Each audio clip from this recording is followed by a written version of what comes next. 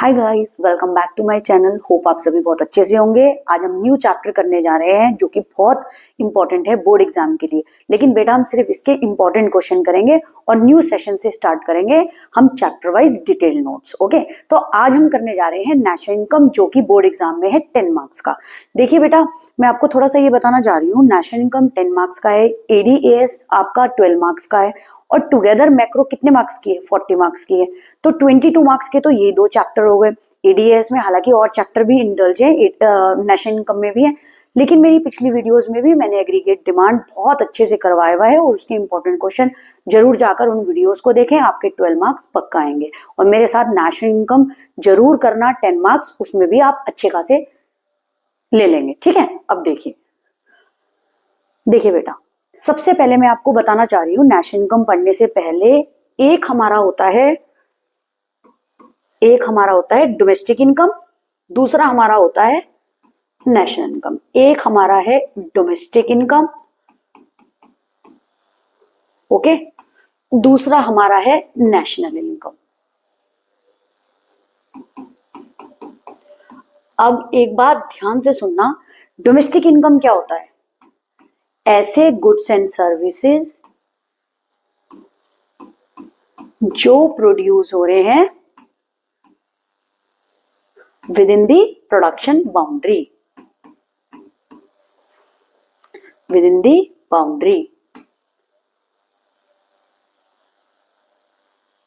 Boundaries या boundary. ठीक है, डोमेस्टिक इनकम क्या है? ऐसे गुड्स एंड सर्विसेज जो प्रोड्यूस्ड हो रहे हैं with in the boundaries, that means domestically produce हो रहे हैं और उससे जो इनकम जनरेट हो रही है उसको हम बोलते हैं डोमेस्टिक इनकम। यानी जो goods and service domestic level पे बन रहे हैं, उन गुड्स एंड सर्विसेज को बेचने के बाद प्रोड्यूसर के पास जो इनकम जनरेट हो रही है, that is known as what? Domestic income within the period of 1 year, within the period of 1 year और fiscal year, within the period of 1 year. Okay बेटा, within the period of 1 year. Okay, अब एक बात ध्यान से सुनना, domestic income को हम क्या बोलेंगे? NDPFC, net domestic product at factor cost. FC का मतलब यहां पे क्या है? Factor cost. ये रहा। ठीक है बेटा, अब एक चीज याद रखना, इसका मतलब टुगेदर क्या हुआ? डोमेस्टिक इनकम वो इनकम है जो हमें गुड्स एंड सर्विसेज से मिल रही है, जो प्रोड्यूस हो रहे हैं with in the boundaries. Okay, outside boundary होगा तो वो क्या हो जाएगा? हाँ, नेशनल इनकम। ठीक है, लेकिन विद इन दी बाउंड्रीज है तो वो क्या है? Domestic income. इसको डोमेस्टिक इनकम को प्रोनाउंस क्या करेंगे? एनडीपी एट एफसी, जिसको बोला जाता है net domestic product at factor cost. Okay, आप इतना ही याद रखना, अभी डोमेस्टिक इनकम को हम क्या बोलते हैं? NDP at FC, net domestic product at factor cost. अब आ जाइए नेशनल इनकम। अब हमारे नेशन की इनकम क्या होगी? एक बात ध्यान से याद रखना, गुड्स एंड सर्विसेज जो प्रोड्यूस हो रहे हैं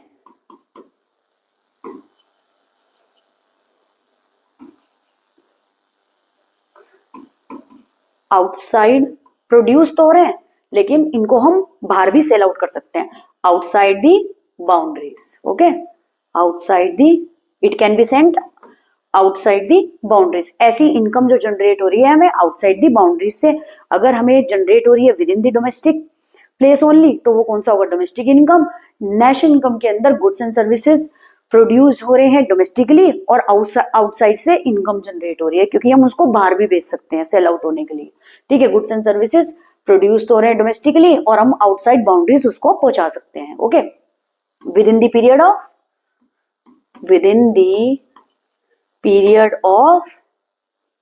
1 month, within the period of 1 month, okay, sorry, within the period of 1 year, okay, period of 1 year, fiscal year। ठीक है, ये बात याद रखना बेटे।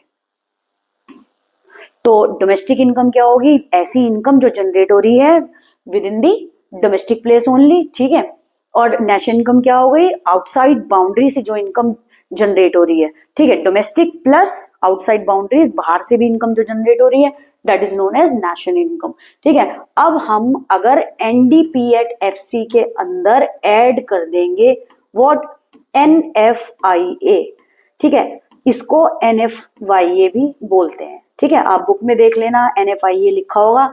इसका मतलब होता है net factor income from abroad,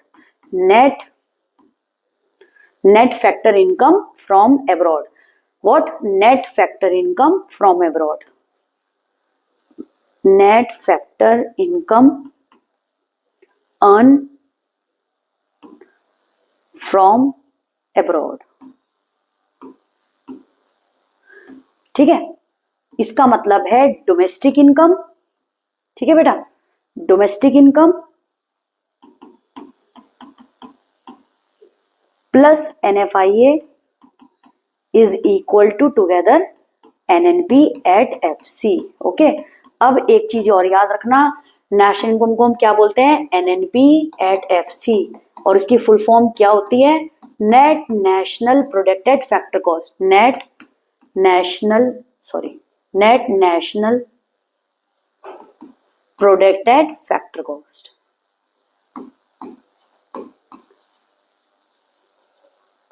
ठीक है बेटा, ध्यान से याद रखना।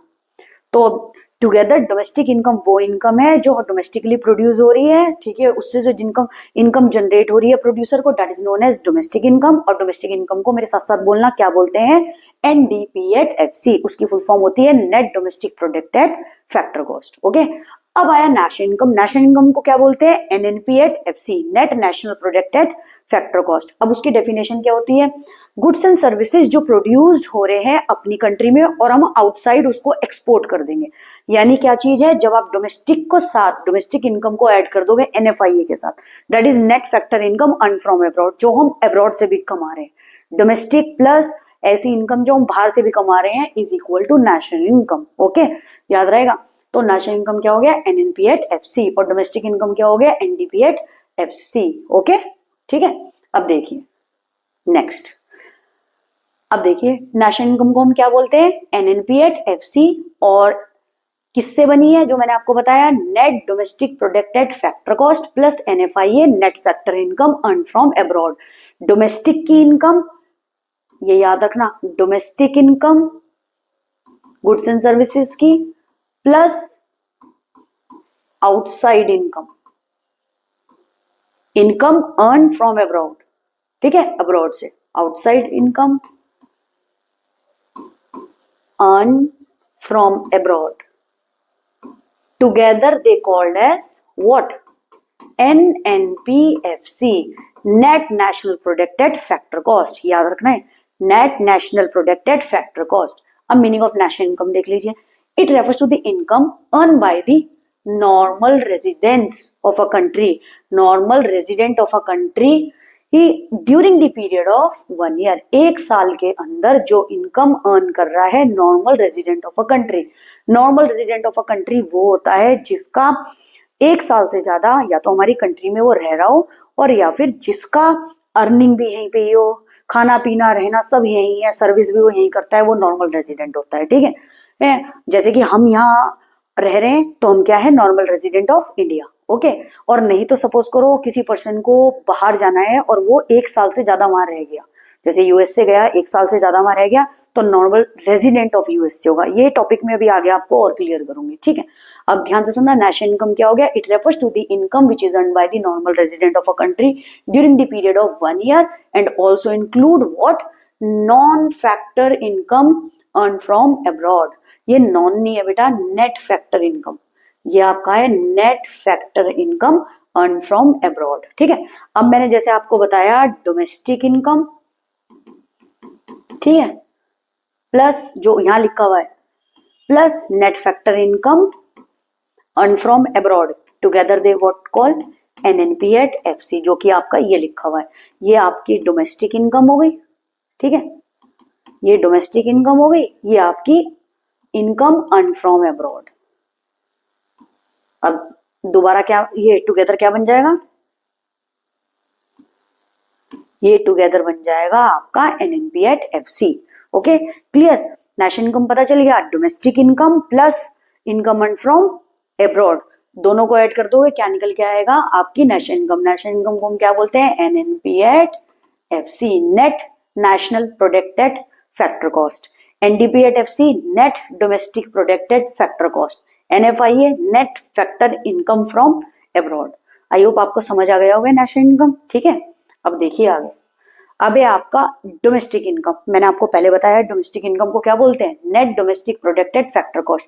शॉर्ट फॉर्म क्या है, एनडीपीएफसी। ओके, जो इनकम अर्न हो रही है within the political boundaries of a country. ठीक है, it refers to the income which is earn, produce और जनरेटेड, जो इनकम हम यहीं से within the political boundary से क्या कर रहे हो, अर्न कर रहे हो of a country, and earn by the normal resident of a country. और नॉर्मल रेजिडेंट कौन हो गया, with in the period of 1 year. Normal resident जो जहां सर्विस भी कर रहा है, जहां रह रहा है, जिसका पीरियड 1 साल से क्या हो गया ज्यादा, कहीं भी अगर बाहर कहीं जॉब कर रहा है और 1 साल यूएसए रह गया तो क्या हो गया, वो यूएसए का रेजिडेंट हो गया। यूएसए वाला 1 साल से इंडिया में रह रहा है और जॉब भी यहीं कर रहा है, पैसे भी यहीं कमा रहा है, रह भी यहीं रहा है, तो वो क्या चीज हो जाएगा, normal resident of our country. तो नॉर्मल रेजिडेंट क्या करेगा, within the political boundary goods and services produce करेगा, उससे जो इनकम जनरेट करेगा during the period of 1 year, वो क्या कहलाई जाएगी, आपकी डोमेस्टिक इनकम। ओके, अब आगे देखिए। अब देखिए ये नॉर्मल रेजिडेंट। अब देखिए नॉर्मल रेजिडेंट क्या होता है। Normal resident is said to be a person who ordinarily resides in a country, जो हमारी कंट्री के अंदर रह रहा हो, वो कितने साल के लिए, 1 साल के लिए, तो वो क्या कहलाया जाता है, नॉर्मल रेजिडेंट, चाहे वो बाहर से भी आया हुआ है। अब एक बात याद रखना, नॉर्मल रेजिडेंट के अंदर वो सिर्फ नॉर्मल रेजिडेंट कहलाया जाएगा, उसको कोई सिटीजनशिप नहीं मिलेगी। ये सिटीजनशिप का मतलब ये होता है they are eligible to vote, लेकिन उनको वोट देने का अधिकार नहीं होगा, वो सिर्फ नॉर्मल रेजिडेंट कहलाए जाएंगे। यहाँ सर्विस कर सकते हैं, यहीं रह सकते हैं, ठीक है, और who centre of economic interest lies in that country, वो जहां भी रह रहे हो उनका centre of economic interest, economic interest यहाँ पे इंक्लूड करता है economic activities such as job वगैरह वो जो कर रहे हैं, इकोनॉमिक एक्टिविटीज, यहाँ पे इकोनॉमिक इंटरेस्ट है, economic activities such as job भी वहीं करना, वहीं खाना, वहीं खर्चा करना, वो सब इसी के अंदर आएगा। तो नॉर्मल रेजिडेंट वो कहलाया जाएगा वो पर्सन जो किसी भी देश में रह रहा हो 1 साल के लिए, लेकिन वो सिर्फ कहलाया जाएगा नॉर्मल रेजिडेंट जिसका इंटरेस्ट उस कंट्री के हक में हो, ठीक है, और who centre of economic interest lies in that country, वहीं वो काम कर रहा हो, वहीं सर्विस कर रहा हो, वहीं वो रह रहा हो, लेकिन it is different from citizenship. It is different from citizenship का मतलब ये है कि जो पर्सन एलिजिबल हो वोट देने के लिए, समझ रहे हो, तो डेट मीन्स उसका बर्थ प्लेस यही होना चाहिए, लेकिन नॉर्मल रेजिडेंट के अंदर ये नहीं होगा। सपोज करो कोई यूएसए का पर्सन है और वो यहाँ पर 1.5 ईयर के लिए ये रह गया, तो वो कहलाया जाएगा व्हाट, नॉर्मल रेजिडेंट, ठीक है, नॉर्मल रेजिडेंट कहलाया जाएगा।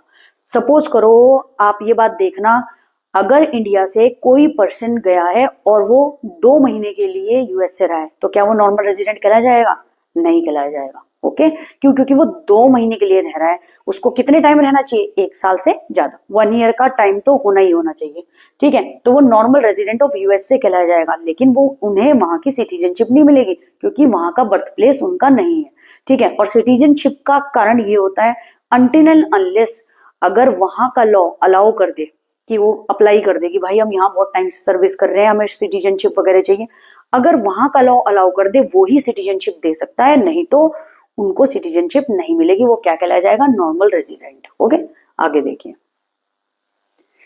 नेक्स्ट है आपका डिफरेंस बिटवीन फैक्टर इनकम और ट्रांसफर इनकम। अब बहुत ध्यान से सुनना, फैक्टर इनकम क्या होती है, it is the income received in return for rendering, rendering का मतलब होता है प्रोवाइडिंग, बेटा ध्यान से सुनना, रेंडरिंग का मतलब होता है प्रोवाइडिंग, ठीक है, रेंडरिंग का मतलब क्या होता है, providing. It is the income received in return for providing factor services. अच्छा, फैक्टर सर्विसेज क्या होती है, फैक्टर सर्विसेज होती है लैंड, लेबर, कैपिटल और एंटरप्रेन्योरशिप। ओके, तो ये होता है वो इनकम जो रिसीव करते हैं वो, ठीक है। फैक्टर इनकम क्या होती है? ऐसी इनकम रिसीव करना by providing their factor services, and factor services include land, labour, capital, entrepreneurship, ठीक है। ट्रांसफर इनकम क्या होती है? It is the income receive without providing any factor services. कोई फैक्टर सर्विसेज प्रोवाइड ना करने पे ट्रांसफर इनकम क्या होती है?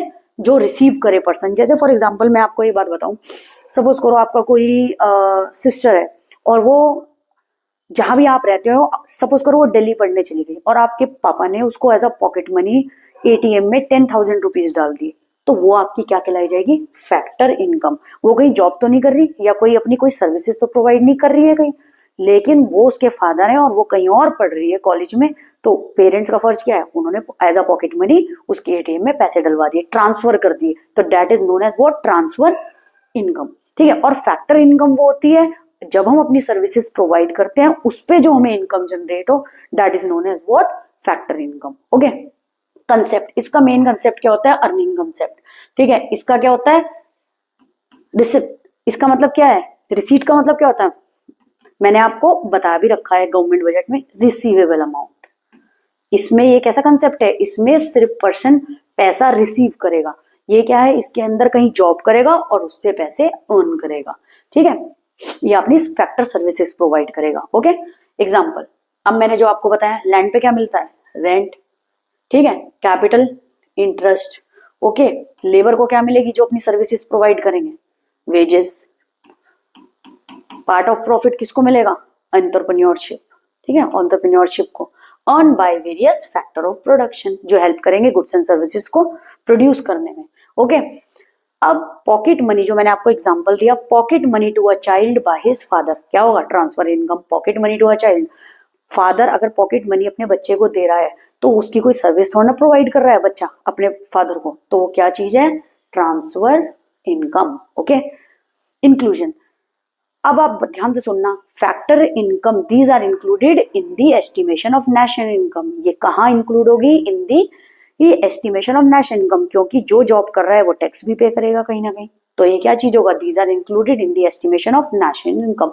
लेकिन ये इनकम एक फादर से उसके सन को या डॉटर को जो पैसे ट्रांसफर करे गए हैं, तो वो कहीं भी एस्टिमेट नहीं होगी। फादर की इनकम, वो कहीं जॉब कर रहे हैं तो जरूर नेशनल इनकम में आएगी, लेकिन फादर अगर अपने बच्चों को पैसा एज अ पॉकेट मनी दे रहे हैं, तो क्योंकि बच्चे ने कोई सर्विस थोड़ा ना प्रोवाइड करी किसी कंपनी में या जॉब थोड़ा ना कर रहे हैं, तो वो क्या कहलाया जाएगा?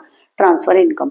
आई होप फैक्टर इनकम और ट्रांसफर इनकम आपको पता चल गई होगी। कोई भी फैक्टर सर्विसेज प्रोवाइड करने पे जो पैसा मिले वो होती है फैक्टर इनकम। ट्रांसफर इनकम होती है कोई सर्विस प्रोवाइड नहीं करेगा, हाँ, और जो इनकम रिसीव करे एक पर्सन, तो वो क्या चीज रहेगा? Transfer income. ठीक है बेटा, समझ आया ये अच्छी तरीके से? ठीक है, इसमें ओल्ड एज पेंशन भी आ सकता है कि जो ट्रांसफर करती है गवर्नमेंट।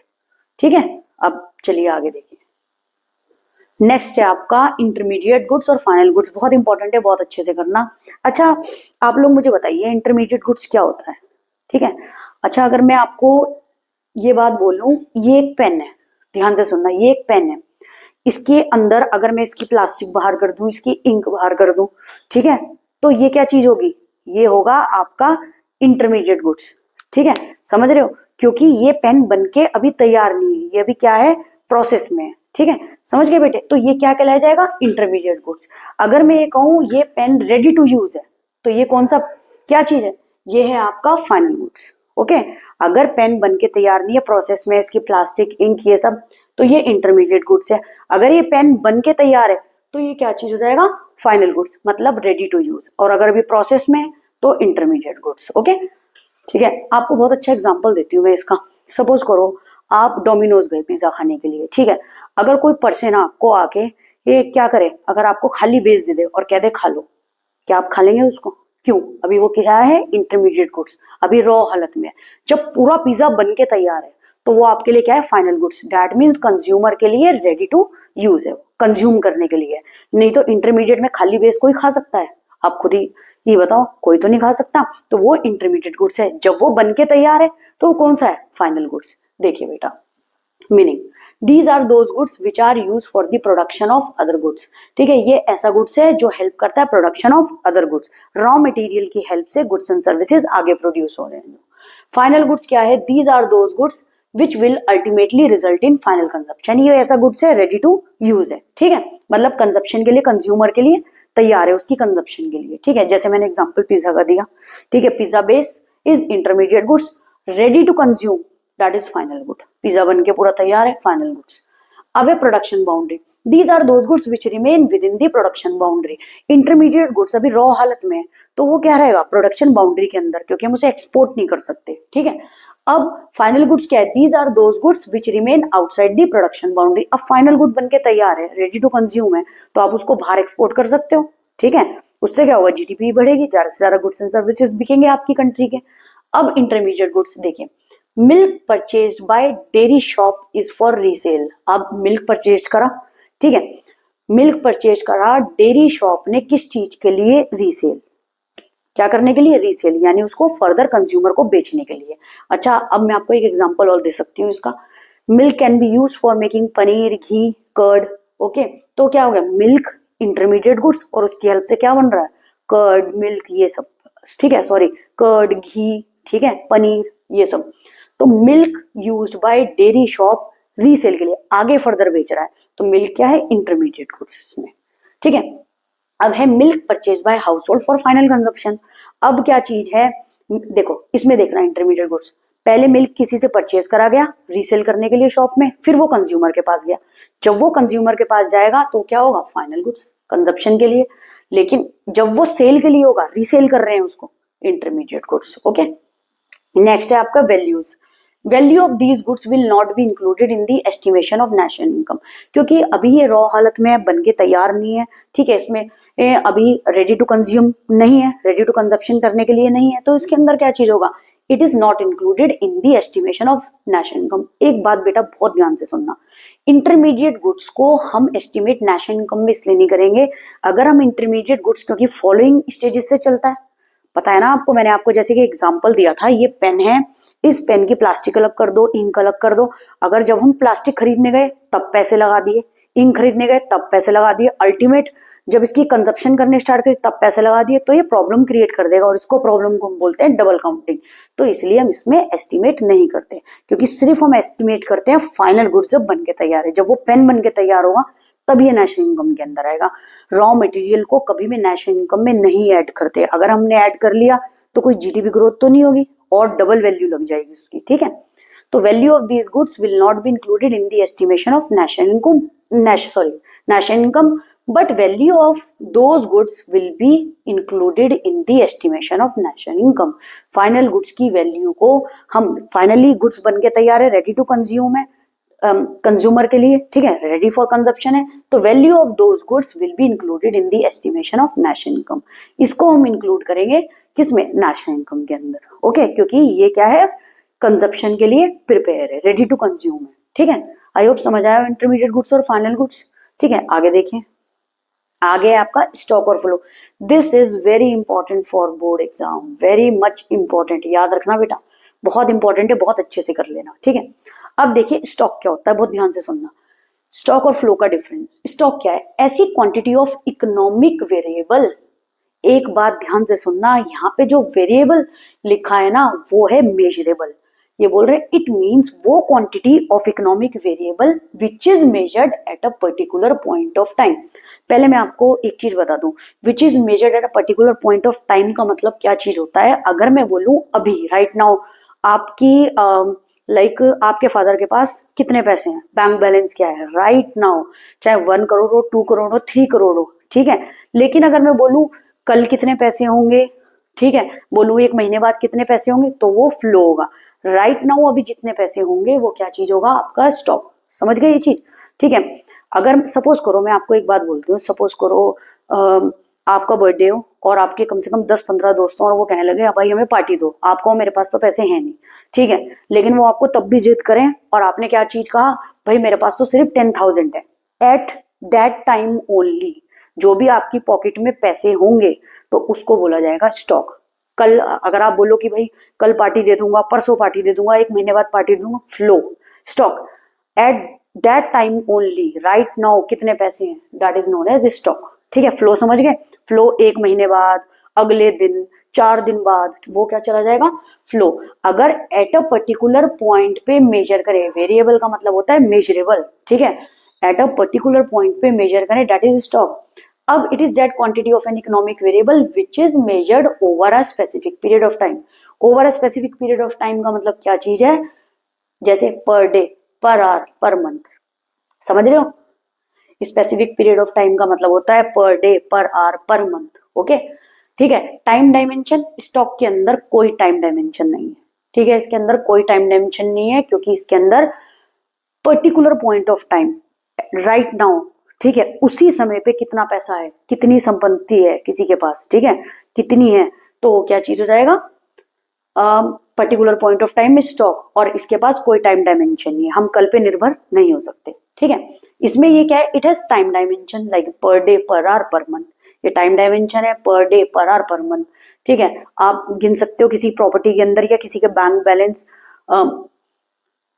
पर आवर बाद कितना है, हो सकता है वो और पैसे डाल दे, 1 महीने के बाद कितने पैसे हैं, समझ गए, तो वो क्या हो जाएगा, फ्लो।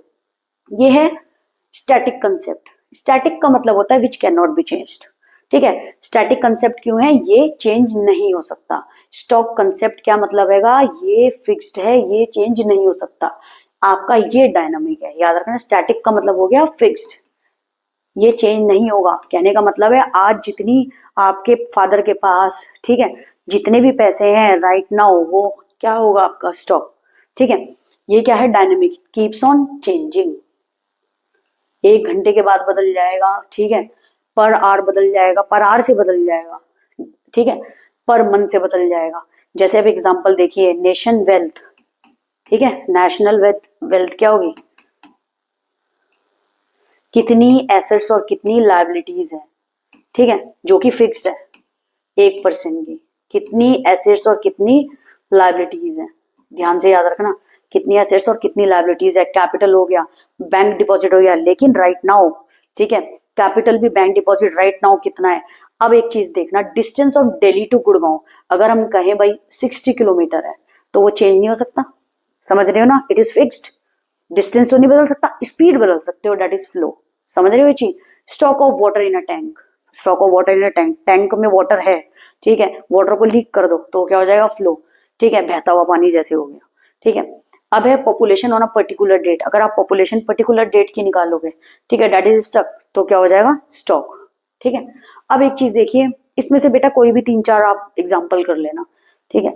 अब फ्लो में देखिए, income, income can be increase और डिक्रीज, ठीक है, नेशन की इनकम कभी भी कम हो सकती है, ज्यादा हो सकती है। वाटर इन स्ट्रीम, बहता हुआ पानी है, ठीक है। इंटरेस्ट ऑन कैपिटल कम भी हो सकता है, ज्यादा भी हो सकता है, ठीक है। और इंटरेस्ट ऑन कैपिटल आप जब भी कलेक्ट करोगे पर मंथ भी कर सकते हो, ठीक है।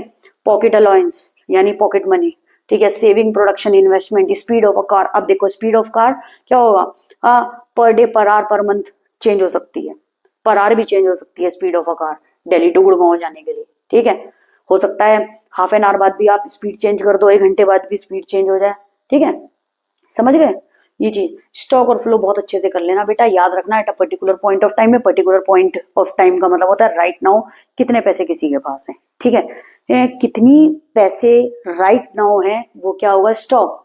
और over a period of time, 1 महीने बाद, पर आवर, ठीक है, पर डे, अगर आप चेक करें तो वो फ्लो है। बहुत इजी कंसेप्ट है, बहुत इजी लिखवाया हुआ है, इसको अच्छे से कर लेना बेटे, ठीक है। ये क्वेश्चन बहुत इंपॉर्टेंट है, स्टॉक और फ्लो का डिफरेंस आता ही आता है बोर्ड एग्जाम में, जरूर अच्छे से करना बेटा, ठीक है। नेक्स्ट देखें, नेक्स्ट तो बेटा नहीं है अभी स्लाइड, नेक्स्ट वीडियो में समझाऊंगी, ठीक है। Thank you so much. अगर आपको मेरी वीडियो अच्छी लगी है, do like and subscribe my channel, और प्लीज जाकर के अपने फ्रेंड्स को बताइए, ताकि मैं और मोटिवेट हूँ और ज्यादा से ज्यादा वीडियो आपके लिए लेकर के आऊँ। Thank you.